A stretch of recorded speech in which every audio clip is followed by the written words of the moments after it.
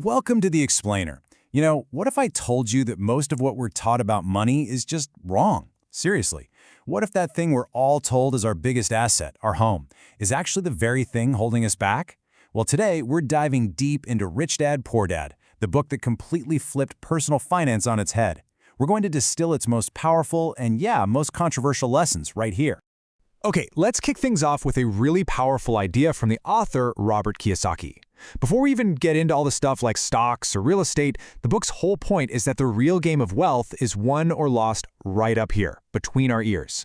It's a simple idea, but it's profound. Your mindset is your greatest asset. It's basically the engine that drives every single financial decision you're ever going to make. The entire book is built around this incredible story of Kiyosaki's two dads. And they weren't just two guys, they represented two totally opposing financial philosophies. He was being pulled in two different directions. And that tension, well, that's the key to everything. I mean, just look at this contrast. It's wild.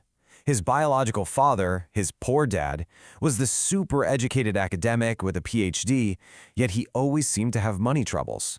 But then you have his best friend's father, his rich dad, who had very little formal education, but went on to build this massive business empire. So you have to ask yourself, what in the world did rich dad know that poor dad didn't? This right here, gets to the absolute heart of their opposing worldviews. Poor dad saw work as a way to get security inside a company. His whole goal was to climb the corporate ladder. Rich dad, he saw work as a path to owning the company. His goal was to build the ladder itself. One mindset says, I can't afford it, and that just closes the door. The other asks, okay, how can I afford it? Which forces your brain to figure out a way to open it. All right, so here's our game plan. We've met the two dads, and they're totally conflicting ideas. Next, we're going to talk about the trap that most of us fall into, what Kiyosaki calls the rat race. Then, we'll get to the solution, a super simple but powerful way to understand assets. After that, we'll lay out an action plan. And finally, we'll talk about the biggest thing that stops most of us, which is, well, us. So let's get into the problem. This next idea is something I think most of us have felt, even if we didn't have a name for it. It's that feeling of being stuck on a hamster wheel, right? You're working harder and harder, but you just never seem to get ahead. The book gives it a name, the rat race.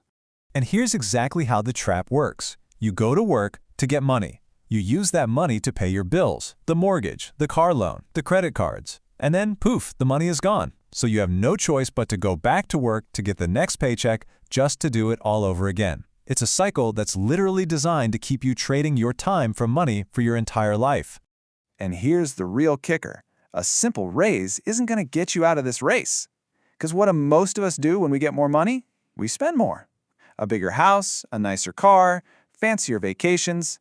Our expenses grow right along with our income, and we end up just as trapped as we were before, just with bigger bills to pay. So if earning more money isn't the answer, what is? Well, this brings us to the single most important lesson in the entire book. Seriously, if you only get one thing from this whole explainer, make it this. It's a simple distinction that once you get it will change how you see every single dollar you ever touch. According to Rich Dad, the definition of an asset is just incredibly simple. It's anything that puts money in your pocket, month after month, without you having to actively work for it. So think of a rental property that's paying you rent, or stocks that pay you dividends, or a business you own that generates profit. It's literally a money-making machine. A liability, then, is the exact opposite. It's anything that takes money out of your pocket. This is where most of our paychecks actually go. The car payment, credit card debt, student loans. You can think of these as financial black holes that just drain your bank account every single month. So this simple distinction leads to a really big, kind of provocative question that challenges one of the most common pieces of financial advice out there. Is the house you live in really an asset? And the answer, from the Rich Dad perspective, and this is the part that blows people's minds, is a firm no. Your home doesn't put money in your pocket. It takes money out every single month. We're talking mortgage payments, property taxes, insurance, repairs. It's probably your biggest expense. It's a liability. Now, a rental property that you own, that someone else is paying you for, that's an asset. See the difference? Let's make this real with an example. Check this out. Say you spend $20,000 on a new car, a classic liability. Over 5 years, when you factor in all the expenses and the fact that it loses value, you're looking at a $25,000 loss. But what if you put that same 20 grand into a down payment on an asset, like a rental property? Well, that could create a $17,000 profit in the same amount of time. It's the same amount of money, but with polar opposite outcomes. One drains your wealth, the other builds it. Okay, so the goal is crystal clear: get more assets, get rid of liabilities. But how do you actually do that?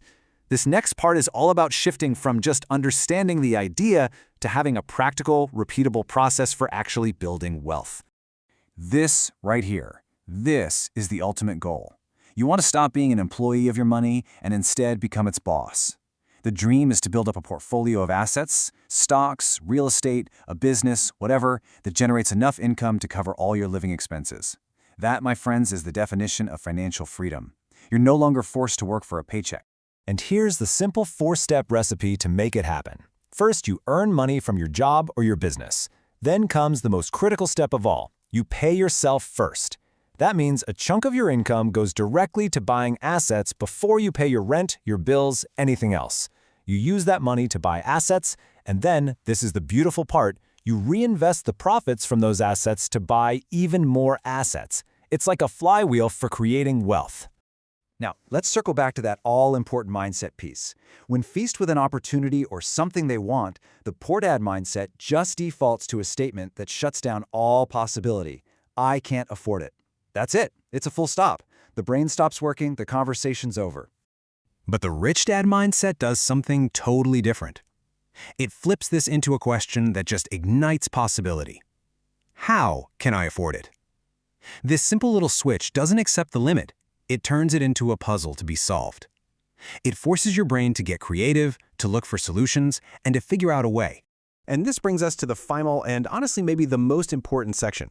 You can understand the difference between an asset and a liability.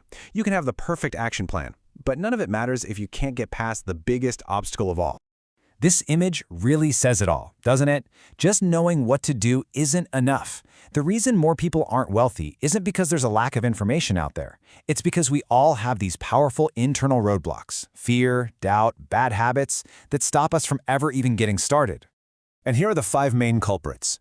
First, there's fear. The fear of losing money is so powerful that it keeps people stuck in low-return savings accounts their whole lives. Then there's doubt, that little voice in your head that whispers you're not smart enough to invest. There's laziness, using the classic excuse of being too busy to manage your own money. There are bad habits, like paying all your bills first and then trying to save whatever's left, which is usually nothing. And finally, there's ego, being too proud to admit you don't know something and just ask for help. Ultimately, the fix for all these obstacles is simple, but it's definitely not easy. You have to take action. Even a tiny step forward is infinitely better than standing still. Reading a book, watching this explainer, that's a fantastic start, but the real magic happens when you start doing. You're going to make mistakes, for sure, but you'll also learn and you'll keep moving forward. And so we'll end with this one powerful thought to leave you with. Every single dollar you have is already working 24/7, no days off. It might be sitting in a savings account earning a tiny bit of interest for the bank. It might be tied up in a car that's losing value every single day. Or it could be in an asset that's actually growing your wealth while you sleep. The choice is always yours.